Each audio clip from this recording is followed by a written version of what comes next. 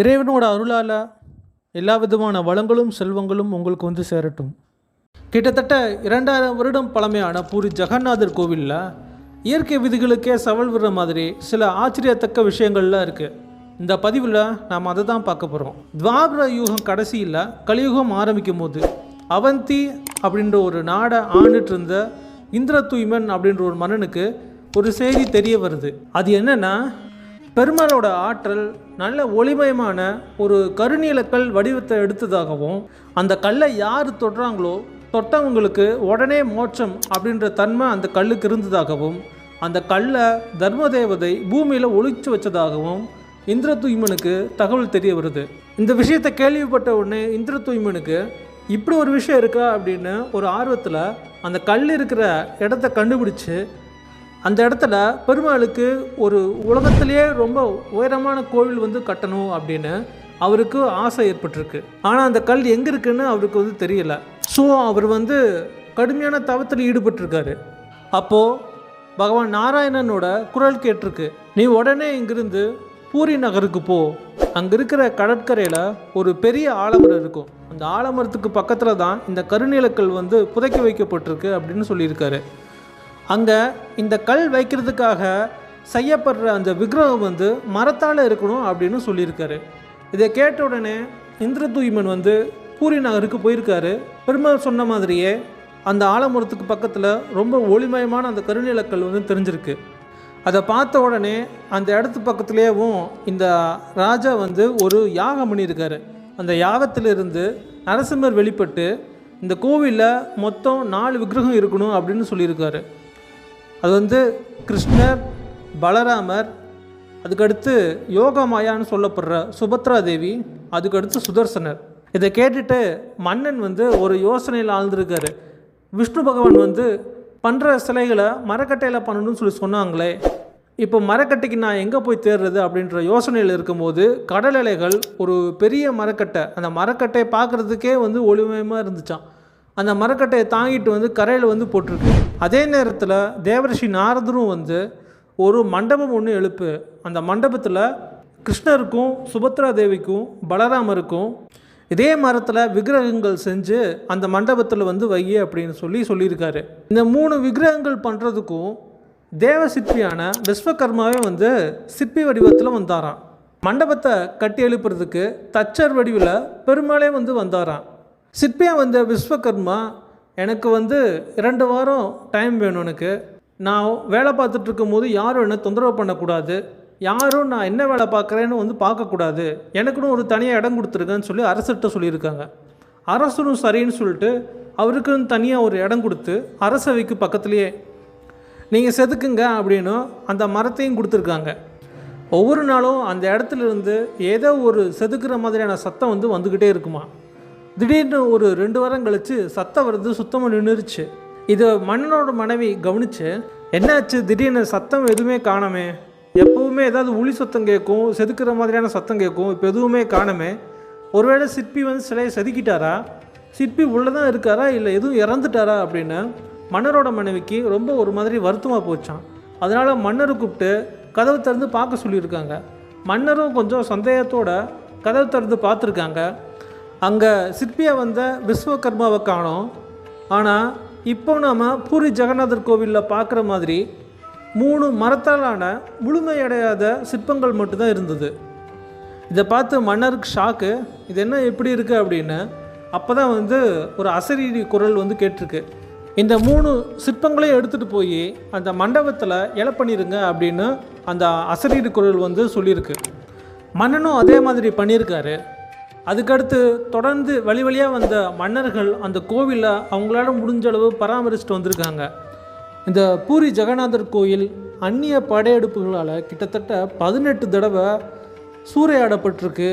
கோபுரங்கள், அதோட கட்டடங்கள்லாம் வந்து இடிக்கப்பட்டு திரும்ப கட்டப்பட்டிருக்கு.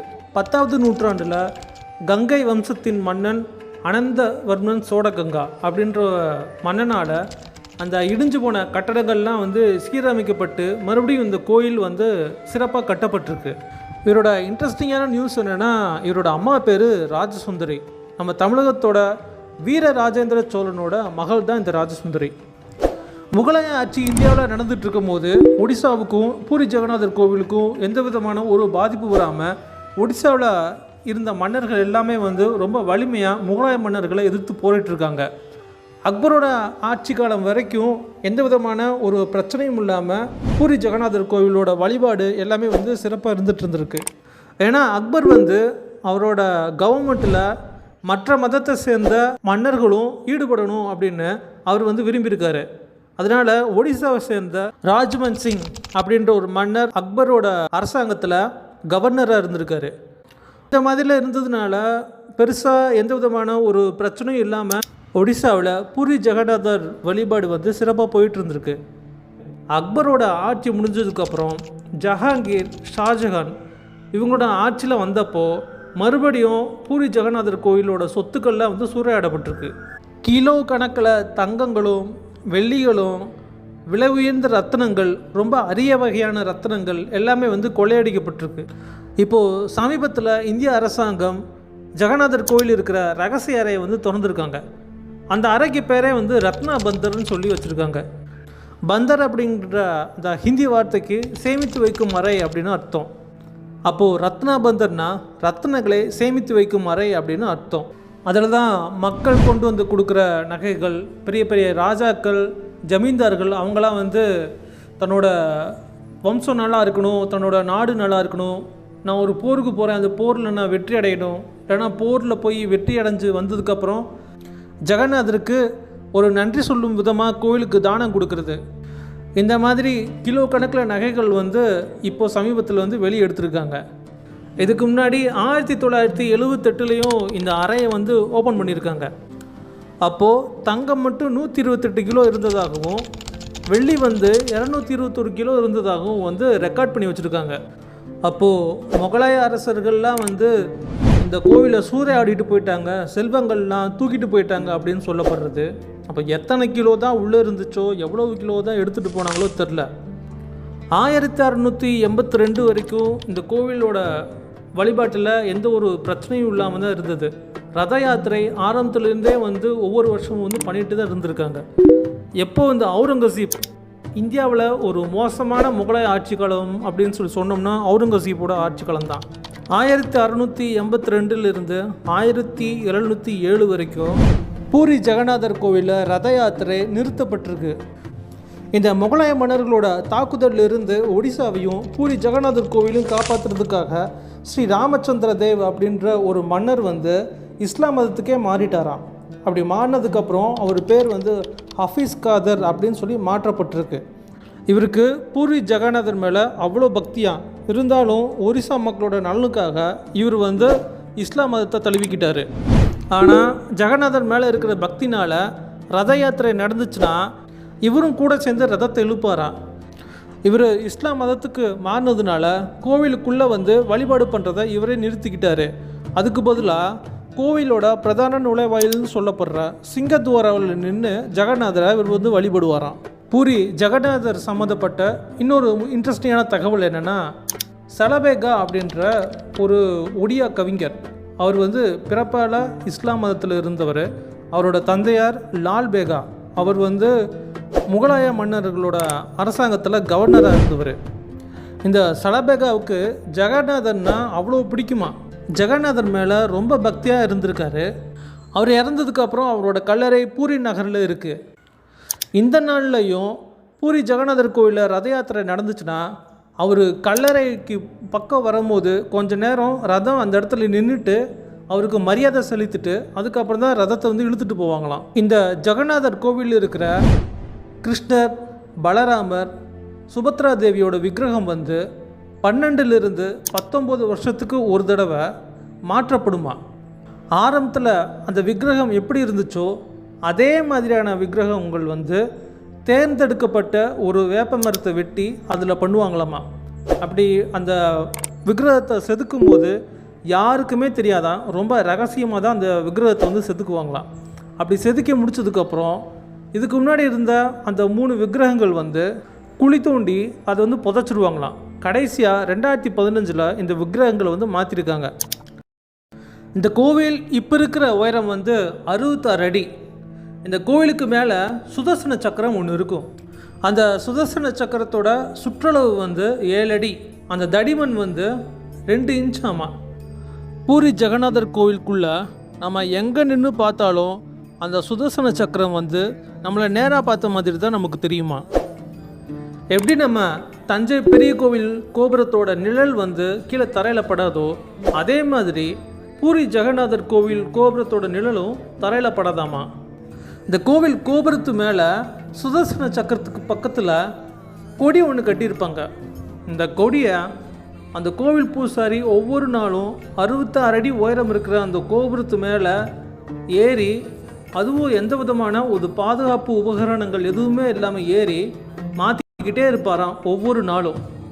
நம்ம நிறைய தடவை பார்த்துருப்போம், கொடி வந்து காற்று எந்த திசையிலிருந்து அடிக்குதோ அந்த திசைக்கு எதிர் திசையை நோக்கி தான் பறக்கும். ஆனால் பூரி ஜெகநாதர் கோவிலில் காற்று எந்த திசையிலிருந்து அடிக்குதோ அந்த திசையை நோக்கி தான் கொடி பறக்குதான். இந்த கோவில் வந்து கடல் பக்கத்தில் தான் இருக்குது. பகல் நேரத்தில் வழக்கமாக காற்று வந்து கடல் பகுதியிலிருந்து நிலப்பகுதிக்கு வரும், நைட்டு நேரத்தில் நிலப்பகுதியிலிருந்து கடல் பகுதிக்கு போகும். இதுதான் இயற்கை. ஆனால் ஜெகநாதர் கோவில் இருக்கிற பகுதியில் மட்டும் பகல் நேரத்தில் காற்று வந்து நிலப்பகுதியிலிருந்து கடலுக்கு போகுது, நைட்டு நேரத்தில் காற்று கடல் பகுதியிலிருந்து நிலப்பகுதிக்கு வருது. இந்த மாதிரி இயற்கைக்கு முரணான அதிசயங்கள் வந்து ஜெகநாதர் கோவிலில் இருக்கிறது. அது ஒரு தனி சிறப்பாக பார்க்கப்படுது. உலகத்திலேயே ரொம்ப பெரிய கிச்சன் வந்து ஜெகநாதர் கோவிலில் தான் இருக்கான். இங்கே ஒரே நேரத்தில் 1,00,000 பக்தர்களுக்கு சாப்பாடு தயார் பண்ணுற அளவுக்கு இந்த கிச்சனில் வந்து வசதி இருக்கான். ஜெகநாதருக்கு ஒரு நாளைக்கு 5 தடவை வந்து பிரசாதம் பண்ணுறாங்க. அதில் 56 வகையான சாப்பாடு ஐட்டம் இருக்குமா. இங்கே பண்ணுற சாப்பாடில் பூண்டு, வெங்காயம் அதெல்லாம் சேர்க்காம தான் வந்து பண்ணுறாங்க. இந்த சமையல்லாம் எல்லாம் ஒழுங்காக எந்த மாதிரி சமைக்கணுமோ அதுபடி தான் சமைச்சிருக்காங்க. எல்லாம் சரியாக இருக்குது. இதெல்லாம் பார்க்குறது மகாலட்சுமி தாயாரே எதுவும் வந்து சூப்பர்வைஸ் பண்ணுறாங்களாம். ஏதாவது சமையலில் குறை இருந்துச்சு அப்படின்னா நாயோட நிழல் வந்து தெரியுமா. அந்த நாயோட நிழல் தெரிஞ்சிச்சு அப்படின்னா சமைச்ச பதார்த்தங்கள் எல்லாத்தையுமே வந்து குழி தோண்டி புதைச்சிட்டு மறுபடியும் முதல்ல சமைக்க ஆரம்பிப்பாங்களாம். இங்கே ஜெகநாதருக்கு பிரசாதம் பண்ணுறதுக்கு ஆயிரக்கணக்கான பூசாரிகள் வந்து ஒன்று சேர்றாங்க. ஒன்று சேர்ந்து விறகு அடுப்பில் தான் சமைக்கிறாங்க. அதில் 7 பானைகள், ஒரு பானை மேலே இன்னொரு பானை, அதே மாதிரி 7 பானைகளை அடுக்கி வச்சு சமைக்கிறாங்க. இதில் என்ன ஆச்சரியம் அப்படின்னா முத சாப்பாடு வேகிறது வந்து மேலே டாப்பில் இருக்கிற ஃபஸ்ட்டு பானையில் தான் சாப்பாடு ஃபஸ்ட்டு வேகுமா. அதுக்கடுத்து 2வது பானையில் இருக்கிற உணவு. இதே மாதிரி தான் வந்து சாப்பாடு வந்து வெந்துக்கிட்டு வருமா. அடியில் இருக்கிற பானை, அதாவது விறகடுப்புக்கு மேலே இருக்கிற பானையில் சாப்பாடு ஃபஸ்ட்டு வேகாதான். அதுக்கப்புறம் இந்த கோவிலில் மொத்தம் 4 என்ட்ரன்ஸ் இருக்குது. கிழக்கு பக்கம் இருக்கிறது தான் மெயினான என்ட்ரன்ஸ். அது வந்து சிங்கவாயில் அப்படின்னு சொல்கிறாங்க. அதுக்கடுத்து மேற்கு பக்கம் இருக்கிறது புலிவாயில், தெற்கு பக்கம் இருக்கிறது வந்து குதிரை வாயில், வடக்கு பக்கம் இருக்கிறது வந்து யானை வாயில். இந்த சிங்கத்வாரா அப்படின்னு சொல்லப்படுற கிழக்கு பக்கம் இருக்கிற என்ட்ரன்ஸ் வழியாக நாம் உள்ளே போனோன்னா பூரி ஜெகநாதர் கோயிலுக்கு வெளியில் நிற்கும் போது கடல் அலைகளோட சத்தம் வந்து ரொம்ப தெளிவாக கேட்குமா. இந்த சிங்கத்வாரா வழியாக பூரி ஜெகநாதர் கோயிலுக்குள்ளே போயிட்டோம் அப்படின்னா கடல் அலை ஓசை கேட்குறது அப்படியே டக்குன்னு நின்றுருமா. இதே மற்ற என்ட்ரன்ஸ் வழியாக கோயிலுக்குள்ளே வந்தோம் அப்படின்னா அந்த மாதிரி வந்து இருக்காதான். இந்த சிங்கத்வார வழியாக உள்ளே போனால் மட்டும்தான் கடல் அலை ஓசை கேட்குறது டக்குன்னு வந்து நின்றுமா. பூரி ஜெகநாதர் கோவிலில் ஃபாலோ பண்ணிக்கிட்டு வர சம்பிரதாயங்கள் ஏதாவது ஒன்று மிஸ் ஆயிடுச்சுன்னா இந்த கோவில் 18 வருஷம் மூடி இருக்கணும், எந்த விதமான வழிபாடும் பண்ணக்கூடாது அப்படின்ற ஒரு ஸ்ட்ரிக்ட் ரூலும் இந்த கோவிலில் இருக்கான். ஸோ இந்த மாதிரி நிறைய இன்ட்ரெஸ்டிங்கான விஷயம் வந்து ஜெகநாதர் கோவிலில் வந்து இருக்குது. இந்த வீடியோ பற்றின கருத்தை வந்து கமெண்ட் செக்ஷனில் போடுங்க. இந்த வீடியோ உங்களுக்கு பிடிச்சிருந்துச்சுன்னா லைக் பண்ணுங்கள். இதே மாதிரியான விஷயங்களை கேட்க விரும்புகிற நபர்களுக்கு இந்த வீடியோ வந்து ஷேர் பண்ணுங்கள். நன்றி.